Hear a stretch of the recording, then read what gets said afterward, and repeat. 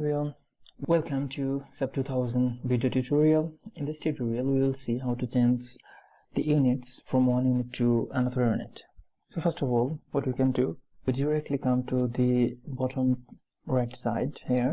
As you can see, from here we can change any unit. First is pound inch Fahrenheit, so it's continuing like pound feet Fahrenheit, keep inch Fahrenheit, kilonewton millimeter centigrade, in this way.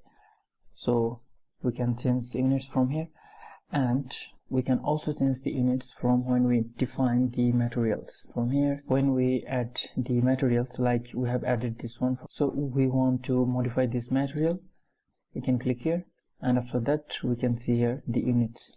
So when we define the materials, we can also change the units directly from here.